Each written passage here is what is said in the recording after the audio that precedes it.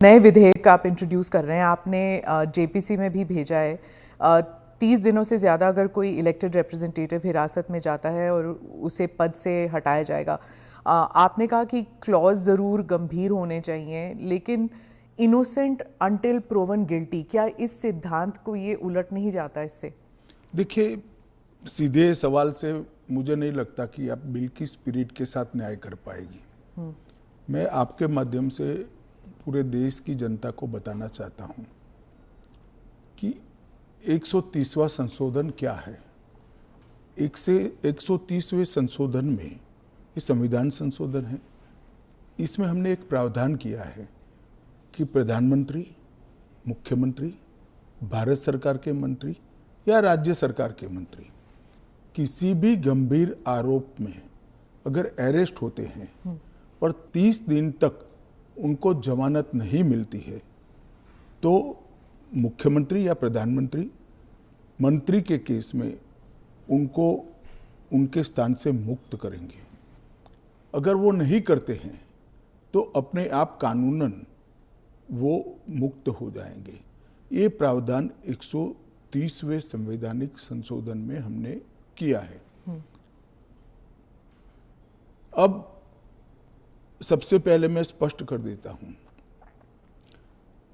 संसद के अंदर चुनी हुई सरकार कोई भी विधेयक लाए या संवैधानिक संशोधन लाए, इसको सदन के सामने रखने में क्या विरोध हो सकता है। जबकि मैंने स्पष्ट कर दिया था कि इसको हम दोनों सदनों की संयुक्त समिति को सौंपेंगे। वहां आप आपके विचार व्यक्त कर सकते हैं। और दूसरा, जब इस पर मतदान हो तब आप आपका मत व्यक्त कर सकते हो, क्योंकि ये संवैधानिक संशोधन है तो 2/3 बहुमत चाहिए दोनों सदनों में, जो आपके पास नहीं है या नहीं है वो तो उस वक्त सिद्ध होगा। परंतु उस वक्त आप अपना विचार भी रख सकते हो और वोट भी कर सकते हो। किसी भी सरकार के विधेयक को या संविधान संशोधन को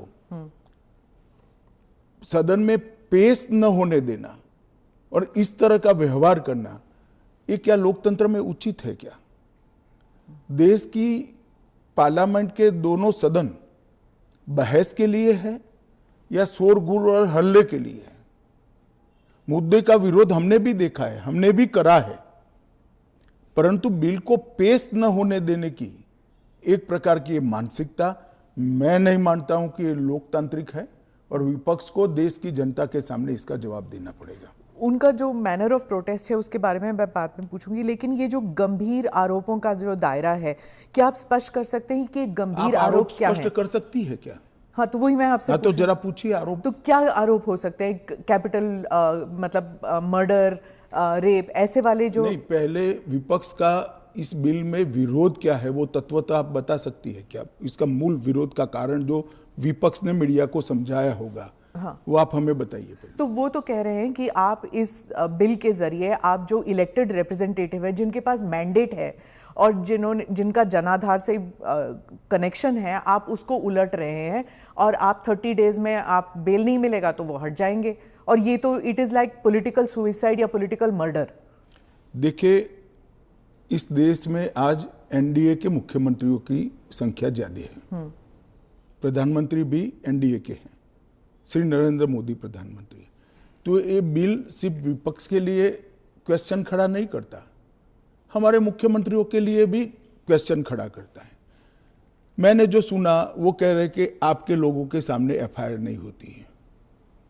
ये जनता को गुमराह करे। उनको मालूम है कि किसी भी व्यक्ति के खिलाफ आरोप है तो आप पब्लिक इंटरेस्ट लिटिगेशन के माध्यम से कोर्ट के सामने जा सकते हैं। कोर्ट ऑर्डर करेगी कि इनके खिलाफ एफआईआर करो। अगर ज्यादा ही गंभीर मामले हैं तो कोर्ट मॉनिटर भी करती है। इसमें पक्ष विपक्ष कहां आता है? ये एक सेकंड, मेरी बात पूरी नहीं हुई है। इसमें पक्ष विपक्ष नहीं आता है। और दूसरी बात, इसमें 30 दिन तक जमानत का प्रावधान किया गया है। अगर फर्जी टाइप का केस है तो देश की हाई कोर्ट और सुप्रीम कोर्ट आंख मूंद कर नहीं बैठे हैं। किसी भी केस में हाई कोर्ट और सुप्रीम कोर्ट को जमानत देने का अधिकार है। अगर जमानत नहीं मिलती है तो आपको पद छोड़ना पड़ेगा। मैं एएनआई के माध्यम से देश की जनता को और पूरे विपक्ष को भी पूछना चाहता हूं, क्या कोई मुख्यमंत्री, कोई प्रधानमंत्री या कोई मंत्री जेल में रहकर सरकार चला सकता है क्या? इस देश के लोकतंत्र के लिए शोभा रूप है क्या? और अगर 30 दिन के बाद जमानत मिल जाती है तो वो फिर से शपथ ले सकते हैं। हम multi party parliamentary democratic system में है। जब आपके पास सदन में बहुमत होता है, एक मुख्यमंत्री को किसी भी कारणसर जेल में जाना पड़ा, 30 दिन तक जमानत नहीं हुई, तो अब वो पदमुक्त हो जाएंगे, परंतु उनका बहुमत तो बना रहेगा। जैसे ही मुक्त होंगे वो फिर से मुख्यमंत्री बन सकते हैं। ये जो गंभीर आरोप होते हैं इन लोगों के खिलाफ, वो उनको साबित करने के लिए या उनसे छुटकारा पाने के लिए इतना वक्त लग जाता है। आप जैसे जो डेमोक्रेसीज हैं, बाकी डेमोक्रेसीज हैं, वहाँ पे क्या होता है कि वो हट जाते हैं और फिर वापस आते हैं। यहाँ पे तो जेल में डाल देते हैं। देखिए, जेल में डालने का जो प्रावधान है वो एनडीए सरकार ने नहीं बनाया है, वो सालों से यहाँ चल रहा है। दूसरी बात कि ये जो आपने कहा कि गंभीर आरोप की व्याख्या क्या होगी, तो उसमें हमने व्याख्या कर दी है कि 5 साल से ज्यादा सजा का जहां प्रावधान है वहां पर उनको पद छोड़ना पड़ेगा। कोई छुटपुट आरोप के लिए पद नहीं छोड़ना है, मगर जिन पर करप्शन के आरोप है या 5 साल से ज्यादा सजा के आरोप है, ऐसे मंत्री, मुख्यमंत्री या प्रधानमंत्री जेल में बैठकर सरकार चलाए, ये कितना उचित है? पर दोष के ऊपर कैसे कर सकते हैं? पहले मैं आपको सिद्धि तो हो जाए ना। मैं आपको बताना चाहता हूं, आज भी भारत के जन प्रतिनिधित्व कानून जो है उसके अंदर प्रावधान है कि किसी भी चुने हुए प्रतिनिधि को 2 साल या इससे अधिक समय के लिए सजा होता है तो वो अपने स्थान से मुक्त हो जाएंगे सांसद के रूप में। अब उस पर हाई कोर्ट की अपील बाकी है, इस पर सुप्रीम कोर्ट की अपील बाकी है, मगर एक मॉरल ग्राउंड तय करने के लिए कानून आजादी मिली तब से बना है। इस पर भी आर्गुमेंट होता है कि भाई वो हाई कोर्ट से छूट जाएंगे, वो सुप्रीम कोर्ट से छूट जाएंगे, क्योंकि अपील फाइनल नहीं हुई है। तो जैसे ही छूटते हैं उनकी सदस्यता रिवाइव हो जाती है। कई सारे लोगों की सदस्यता समाप्त हो गई और तुरंत रिवाइव भी हुई, ऊपर से सजा का स्टे मिलने के बाद। पर इस दौरान उनका राजनीतिक कुछ नहीं होता है ना सर। सत्येंद्र जैन का देख लीजिए, उनके 4 साल कौन लौटाएगा? उनकी जो पॉलिटिकल लाइफ है वो तो खत्म हो गई ना। नहीं, मगर 4 साल तक उनको जमानत नहीं मिला, केस अभी चालू है। हाँ, तो पर उसके बाद सीबीआई का जो रिपोर्ट है वो कोर्ट ने एक्सेप्ट कर लिया ना। आप भयंकर भ्रांति में हो। जिस एफआईआर में वो 4 साल जेल में रहे, वो एफआईआर में क्लोजर रिपोर्ट नहीं भरी गई। क्लोजर रिपोर्ट 2022 के केस में भरी गई। जिन 4 केसों में वो जेल में गए थे और लंबे समय तक रहे, वो 4 केसों में सीबीआई ने चार्जशीट किया है और वो ट्रायल फेस कर रहे हैं। मगर आप पार्टी के प्रोपेगेंडा का आप शिकार हो।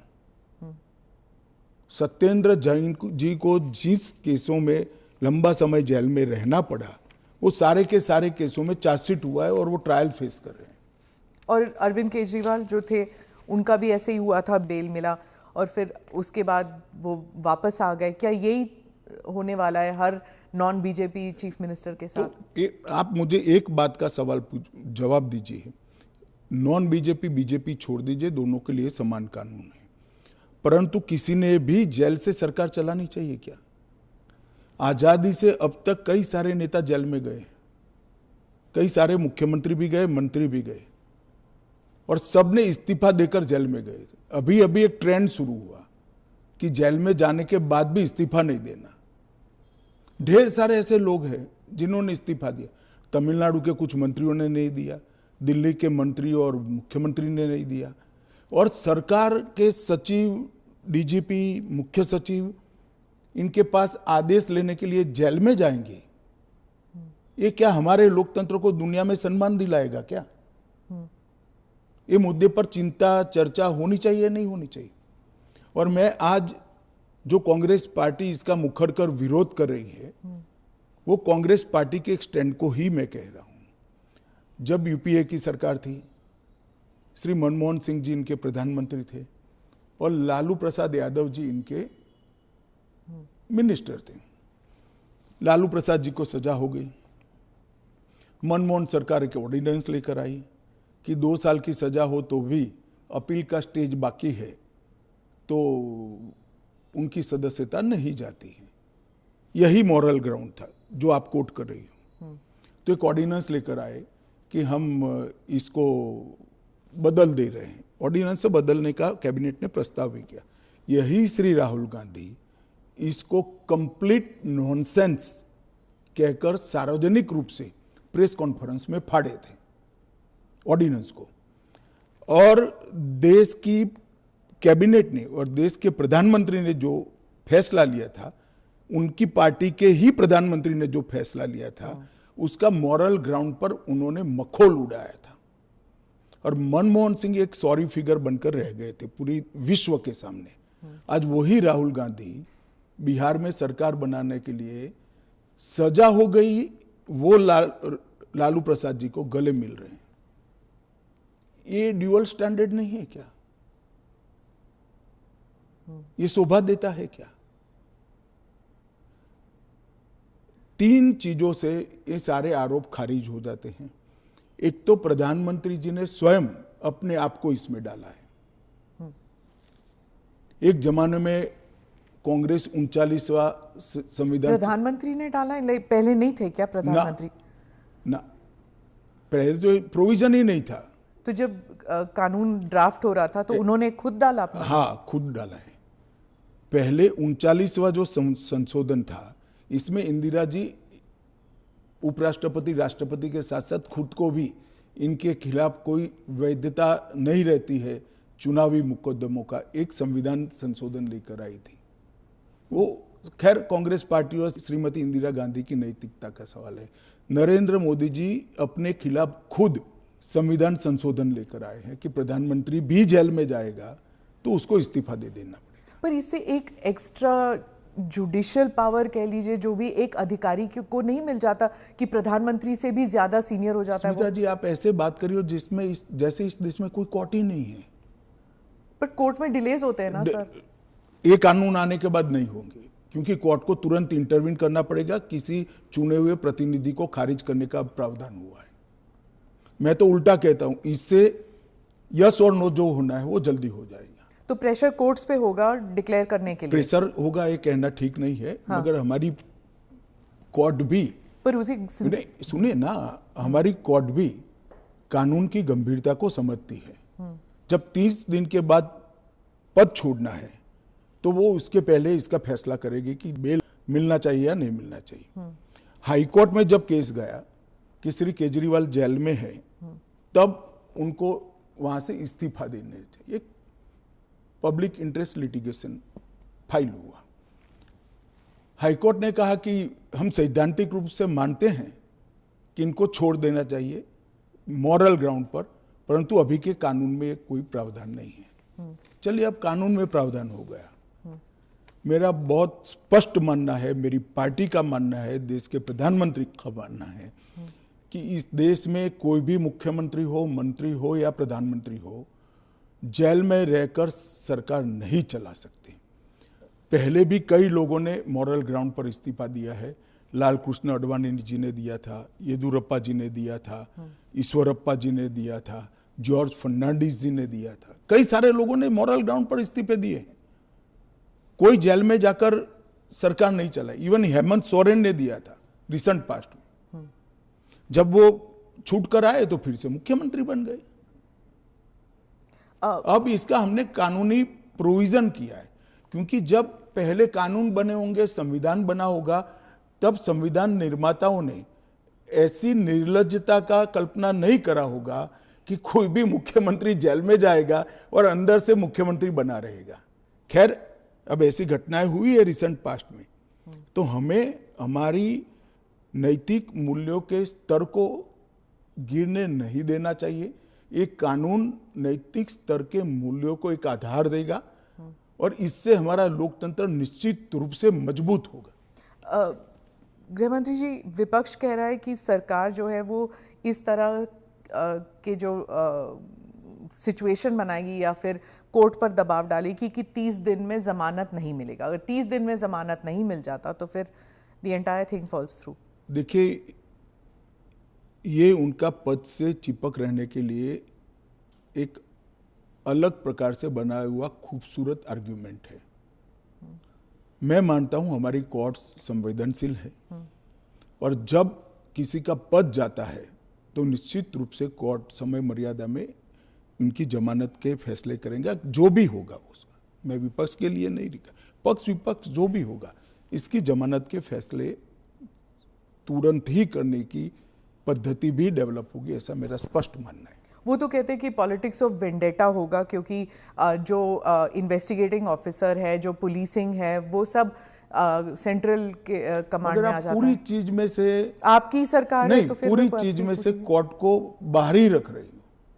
तो कोर्ट जाने से पहले इन्वेस्टिगेशन भी तो होगा ना। इन्वेस्टिगेशन तो पुलिस के हाथ में। मैं समझ गया, इन्वेस्टिगेशन हो गया, गलत हुआ, मान लीजिए आरोप भी मान लीजिए, अरेस्ट भी गलत हुई, तो 30 दिन में कोर्ट कहेगा अरेस्ट गलत है। और वेंडेटा की बात कांग्रेस पार्टी कर रही है, इनको शोभा नहीं देता जी।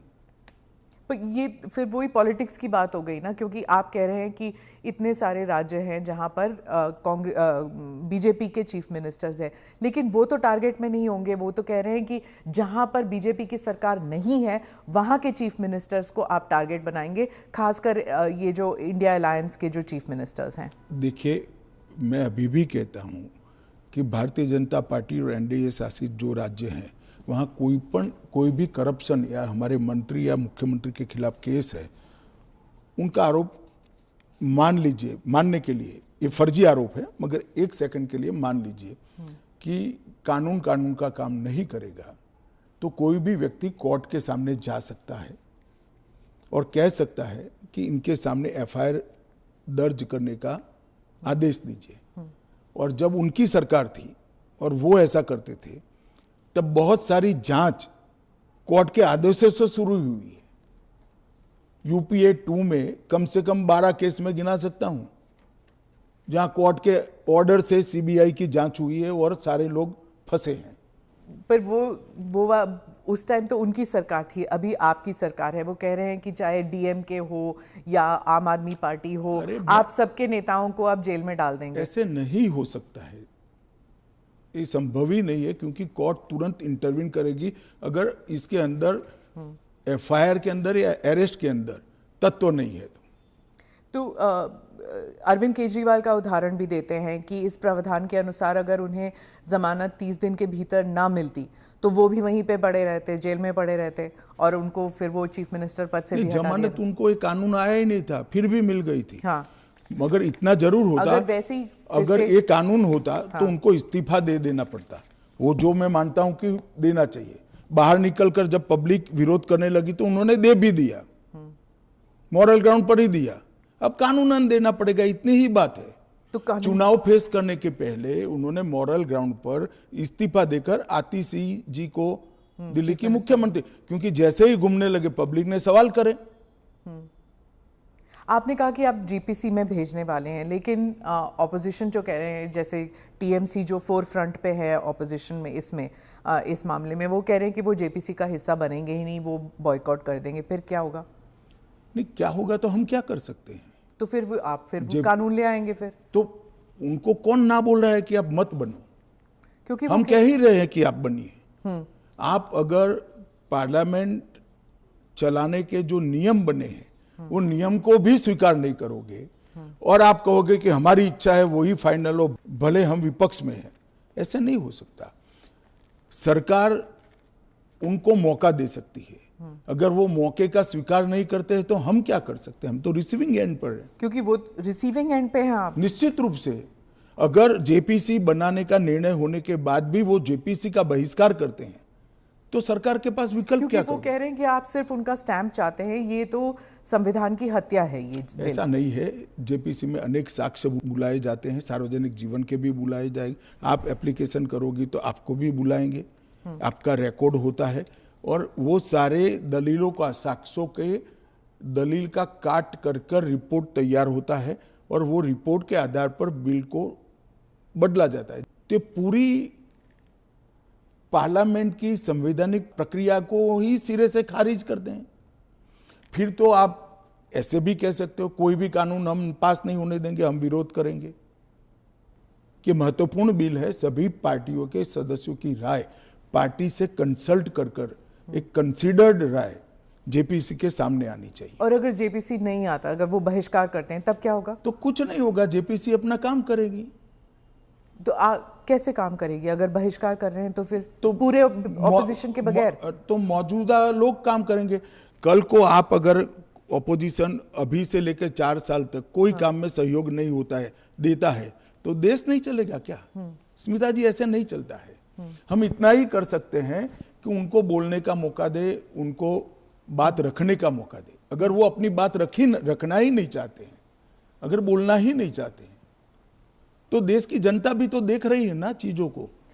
विपक्ष का यही कहना है कि आप हमेशा कह रहे हैं, इस बिल को लेकर कह रहे हैं कि जुडिशरी डिसाइड करेगा, जुडिशरी, लेकिन जुडिशरी में सारे केसेस इतनी लंबे तौर पर विलंबित होती हैं, नहीं चलते हैं। और एक सेकंड, जुडिशरी में बिल के केस कभी भी, मेरे अलावे किसी भी बिल का केस सुप्रीम कोर्ट में 5 दिन से ज्यादा नहीं चला है। पर ये इरिवर्सिबल हो गया ना, ये जो केसेस हो जाते हैं, अगर उनको पद छोड़ना पड़े तो ये इरिवर्सिबल होगा ना। जमानत मिलने के बाद वो फिर से ले सकते हैं। हमारा इतना ही है कि जमानत नहीं होती तब तक आप जेल से सरकार नहीं चला सकते। तो चलो, जमानत मिलने में 30 की जगह 40 दिन हुआ, तो 40 दिन के बाद आप शपथ ले सकते हो। इसमें कोई जुडिशियल प्रोविजंस हैं क्या इस बिल में कि थोड़ा बहुत एटलीस्ट सुरक्षित महसूस करे? एक यही सबसे बड़ा सुरक्षित महसूस करने का कारण है कि 30 दिन के बाद अगर आप इस्तीफा देते हो, उसके बाद में आपको जमानत मिलती है, जब चार्जशीट हो जाए वगैरह वगैरह, और जमानत अगर मिलती है तो आप शपथ ले सकते हो। इससे असुरक्षित होने का कोई भाव रखने का कारण के नजरिए में आप ऑलरेडी गिल्टी साबित हो गए ना, अगर आपको इस्तीफा देना है, फिर से इलेक्शन लड़ना है। ऐसा है, इसके पहले कितने स्टेज आते हैं पहले आप जान लीजिए। सबसे पहले एफआईआर होती है, और सीबीआई है तो पीई होती है, प्रिलिमिनरी इंक्वायरी होती है, एफआईआर होती है। एफआईआर पर आप स्टे ले सकते हो। उसके बाद में आपकी पूछताछ होती है, इस पर भी स्टे ले सकते हो। इसके बाद में आपका समन निकलता है, उसके बारे में भी आप स्टे ले सकते हो, और अरेस्ट पर भी स्टे लेते हो, और अरेस्ट होती है तो फिर जमानत के लिए अप्लाई भी कर सकते हो। ये 5 स्टेज आते हैं, रातों रात कुछ नहीं होता। मगर करप्शन में अगर आकंठ आप डूबे हुए हैं तो फिर तो अरेस्ट भी होगी, जेल में भी जाना पड़ेगा, इस्तीफा भी देना पड़ेगा। फिर भी अगर बाद में जमानत होती है तो आप फिर से शपथ ले लो भाई। मगर एक बात आप मुझे ये बताइए, क्या एज अ सीनियर जर्नलिस्ट आप इस चीज को ठीक मानती है? क्योंकि अभी तो नरेंद्र मोदी जी है तो ऐसा सवाल ही नहीं है, परंतु कभी भी देश का प्रधानमंत्री जेल में जाए तो जेल से देश का प्रधानमंत्री सरकार चलाए, वो ठीक मानती है क्या? देश का मुख्यमंत्री जेल में रहकर सरकार चलाए, वो ठीक मानते हैं क्या? क्या इस देश में ऐसी मान्यता है कि जो व्यक्ति पद पर बैठा है इसके अलावा देश चलेगा ही नहीं? भाई, आपके दल का बहुमत है, आपके दल का कोई अलग व्यक्ति आकर शासन चलाएगा। जब आपका बेल हो जाए आप जरूर चले जाइए वहां पर। मगर हमने कोई एक लेवल रखना है। फिर तो 2 साल के बाद सदस्यता भी क्यों जानी है?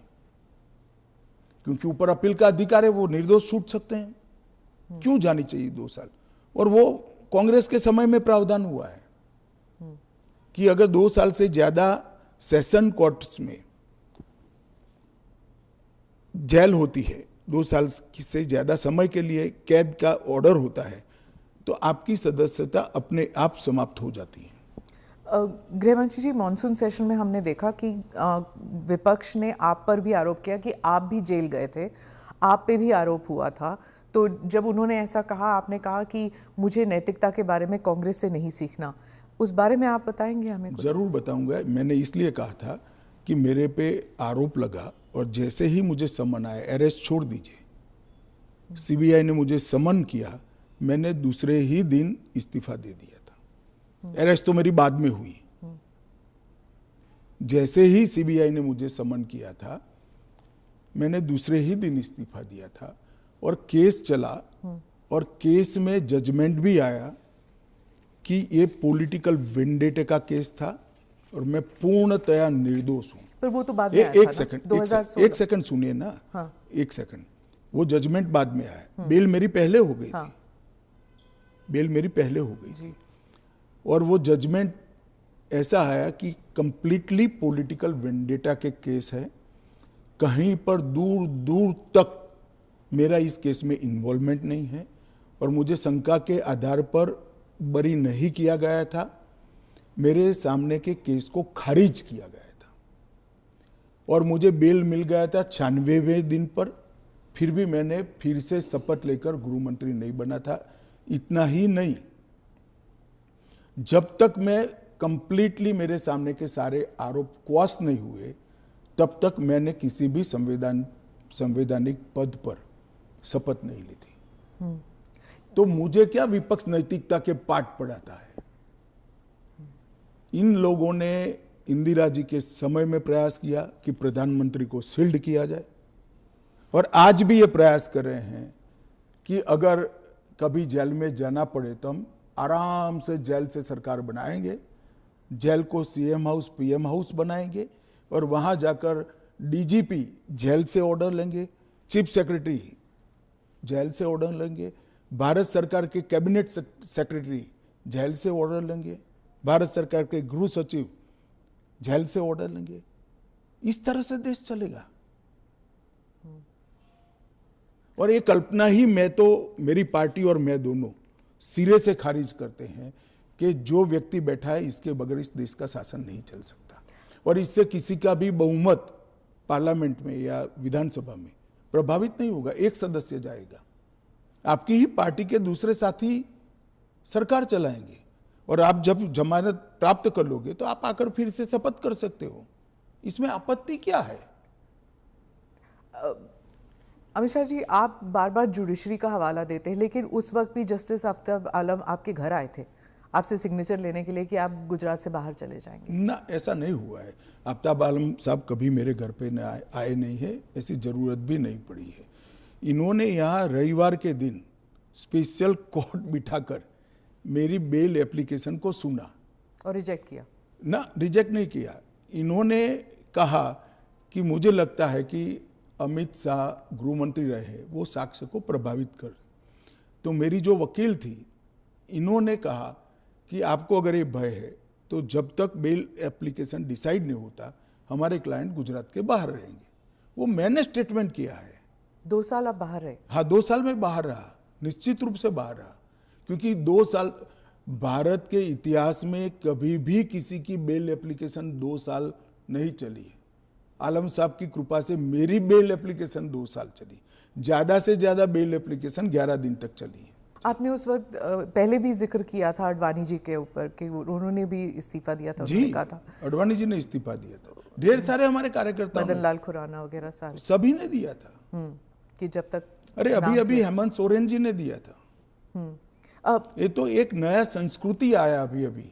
विगत 2 साल पहले ऐसा केस ही नहीं था कोई।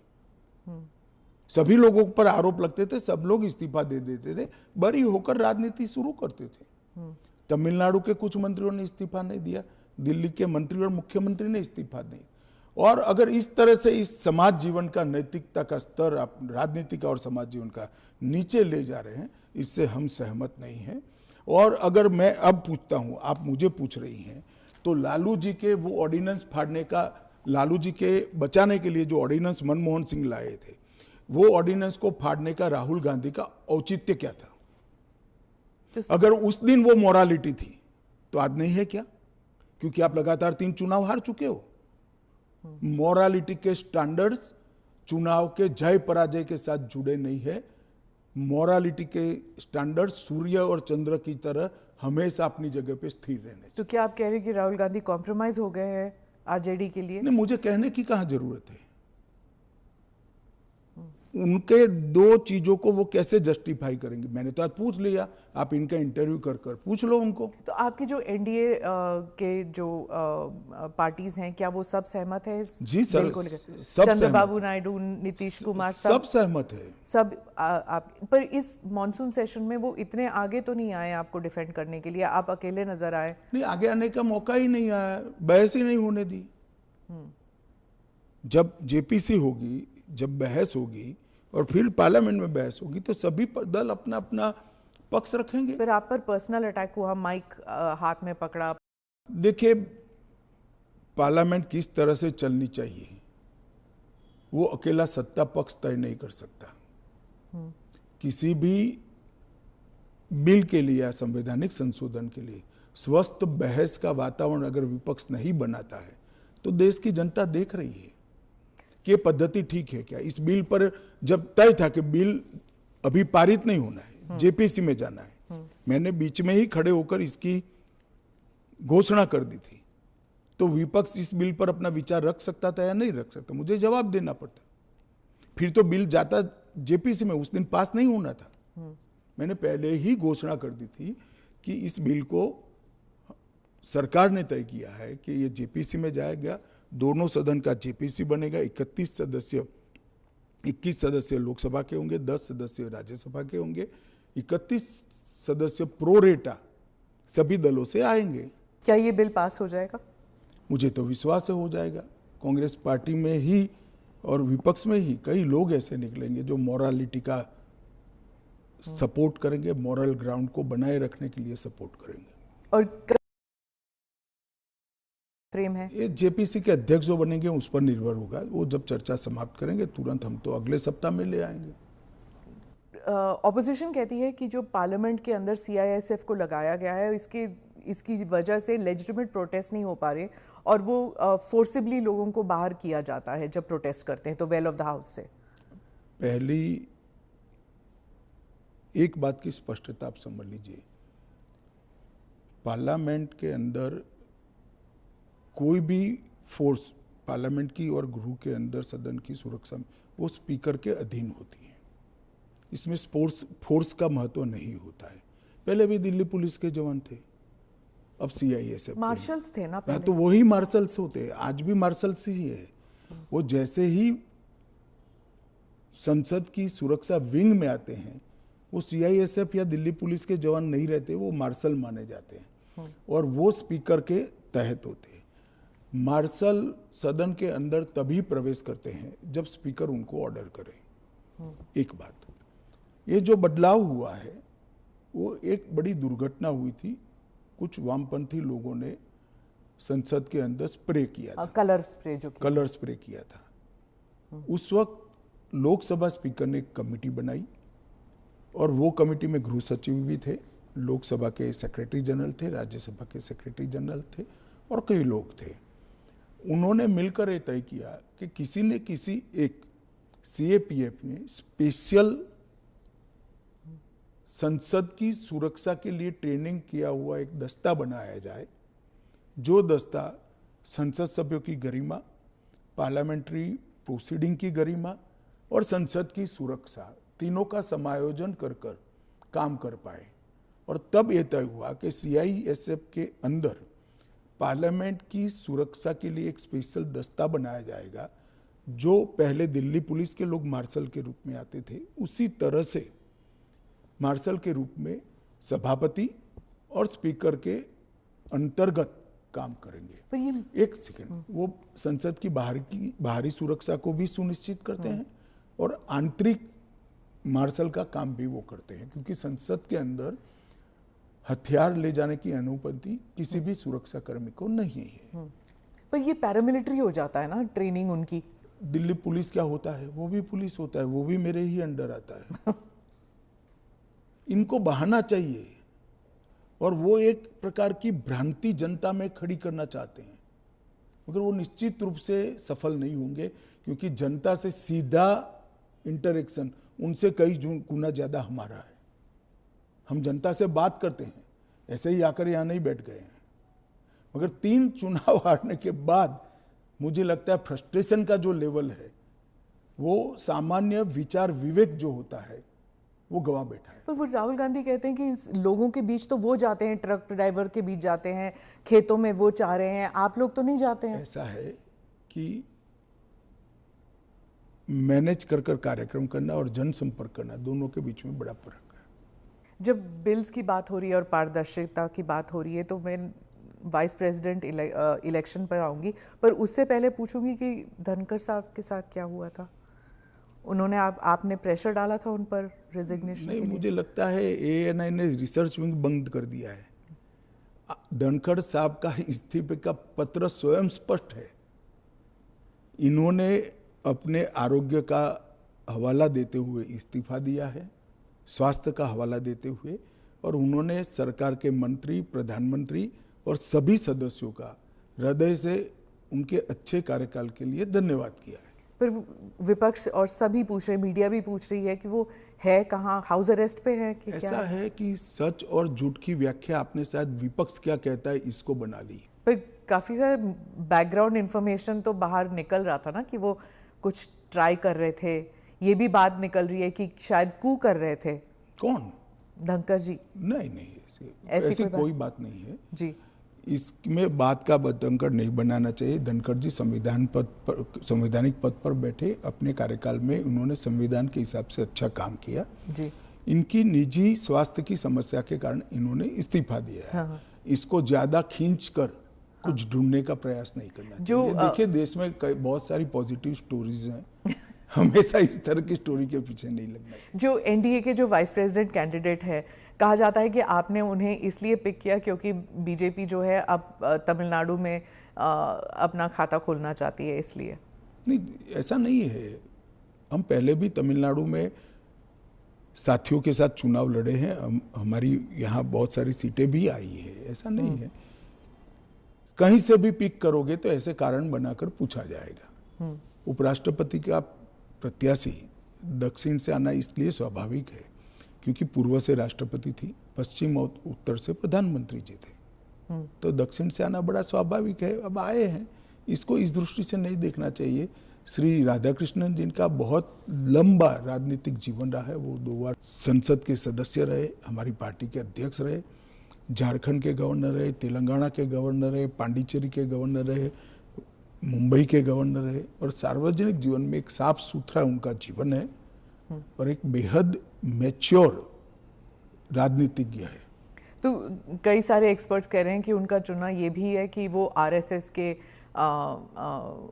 के साथ उनका कनेक्शन है, इसीलिए। ये तो ढेर सारे लोग, प्रधानमंत्री जी स्वयं का आरएसएस के साथ कनेक्शन है। धनखड़ जी का नहीं था। अरे सुनिए ना, मेरा भी है। तो हम लोगों का चयन देश ने इसलिए किया है कि हम आरएसएस से है। आरएसएस के साथ कनेक्शन होना कोई माइनस पॉइंट है क्या? आप बताइए। जरा भी नहीं। अटल बिहारी वाजपेयी जी भी आरएसएस से कनेक्टेड थे, श्री अडवाणी जी भी आरएसएस से कनेक्टेड थे, मोदी जी भी है, मैं भी हूं, राधाकृष्णन जी भी है। और जो इंडिया अलायंस के जो कैंडिडेट है, उनके बारे में आपने कहा कि उन्होंने एक समय था जब उन्होंने नक्सलिज्म मेरे कहने से क्या होता है, वो तो सुप्रीम कोर्ट का रिकॉर्ड है। सलवा जुडम को इन्होंने खारिज कर दिया। आदिवासियों का आत्मरक्षा का जो अधिकार था उसको उन्होंने समाप्त कर दिया। इसके कारण इस देश में नक्सलवाद 2 दशक ज्यादा चला है। उस वक्त नक्सलवाद अंतिम सांसें गिन रहा था, क्योंकि जो आदिवासी थे, जो बच्चों को पढ़ाना चाहते थे, जिनके यहाँ रोड नहीं पहुंचता था, इससे परेशान थे, जिनके यहाँ स्वास्थ्य सेवाएं नहीं थी, वो परेशान थे। उन्होंने खुद की रक्षा के लिए सलवा जुडम बनाया था। इसको सुप्रीम कोर्ट ने खारिज कर दिया।